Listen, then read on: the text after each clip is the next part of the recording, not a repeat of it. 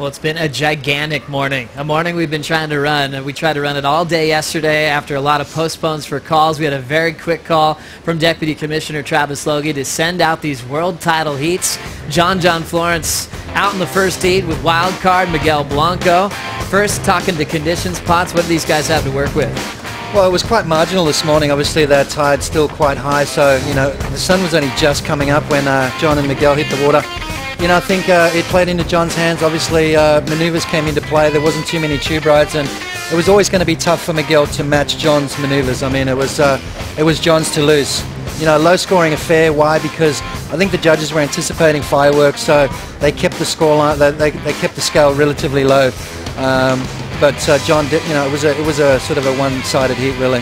If you look at Miguel, I love the way he approached this heat, though. He knew that he was going to try and get the best waves. He was most likely probably on the best waves, but maybe surfed a bit conservative, and that's really where the difference was.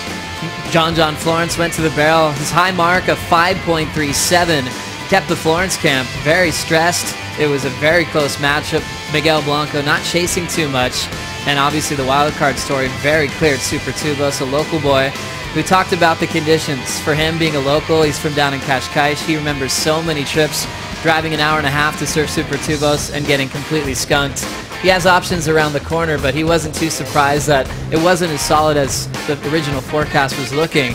Blanco out of the contest. Florence camp, little sigh of relief as he moves into round 3P. Yeah, but his round 3 matchup is going to be against Federico Moraes, who has been the giant killer, so it's not getting any easier for him. And of course, conditions, we'll see how it unfolds. I don't know if with this break, it seems like to me round 3 would be kind of pushed back a little bit, but we'll see how that unfolds. Interesting. Obviously, the next heat, torch handed to Gabriel Medina, number 2 in the world. Then pressure knowing Florence moved on, and also chasing Florence on the Jeep leaderboard. He was in a must-win situation. Ryan Callanan kind of has that rookie feel, Potts, where he had nothing to lose, and he definitely turned up for this one. Yeah, he did. I mean, obviously very challenging conditions again for this heat. Both guys really struggling to get big scores. Ryan had the opportunity. I think there was one wave where he did a big turn and then fell off. That could have been the difference. I mean, he was only searching for a small score towards the end.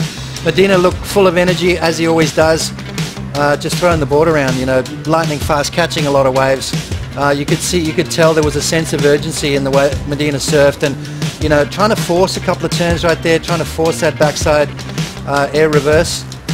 It was a tough heat. I mean, it was the battle of the small scores. This one right here too, on Ryan's wave. I think the judges realizing it was a smaller wave.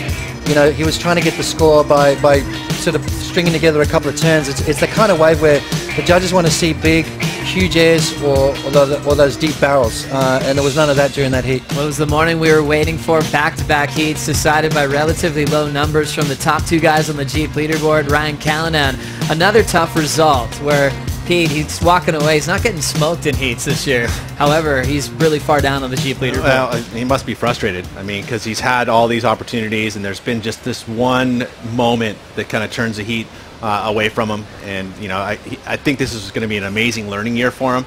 He's been able to back himself up on the qualifying series, so looking good to qualify for next year. Not safe by any means, but he's looking good. At least a result in Hawaii and a couple rounds there. He's probably going to be coming back next year. So at the world title story number 1 and 2, safe into round 3, and then we're hoping that the scores would move up under pressure to perform.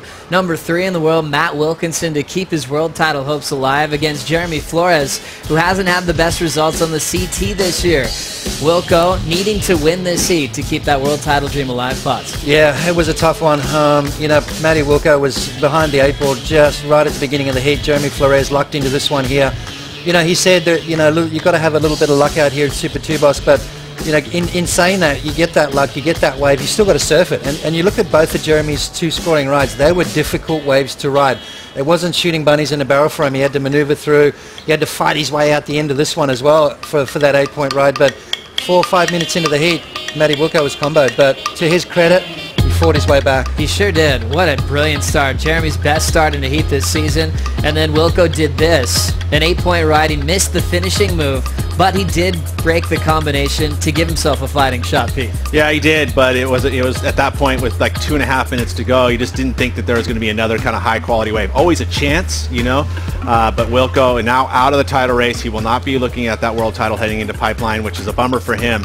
But you know what? This does set up again for round 3, and you start looking at these matchups. Being that Jeremy Flores at that low seed that he's at, he's going to draw Gabriel Medina. So Medina, again, these next round 3, we kind of anticipate. We start looking forward to those matchups. We've got another great 1 and 2 going to be matching up against some surfers who can take them down. It's not an easy road for them. I just want to say one thing too, Matty Wilco, hold your head up high, mate. You've had an unbelievable year. You've got a hell of a lot to be proud of. So, you know, it's a loss here in Peniche, but number 3 in the world. I mean, fantastic results so far this year. A standout year, mate. Keep that chin up. I was proud to, yeah, Sorry, he could win. Yeah, that's the story for Wilco this year. Places where he never had a great result, he turned into a win. Celebrate his first 2 wins of his whole career. As we dive into the new title scenarios with Wilco out, Jordy Smith is now our next contender on the list. Obviously, Florence in bright yellow representing the top of the Jeep leaderboard. So we'll follow how John runs. If John goes on to make the quarterfinals, then Jordy would have to make a final here at Supertubos, something he has accomplished 2 times in his career, Pete. Yeah, absolutely. And, you know, we start looking at, it's not only just those 3. You know, we could go down to 4th, 5th, 6th, and 7th. I mean, if the scenarios start to unfold a little bit now that you have Medina and Florence in round 3, I think those, you know, we'll start to see some of those guys in the bottom part drop out. But overall, there's still a lot can happen here at this Mayo Rip Curl Pro.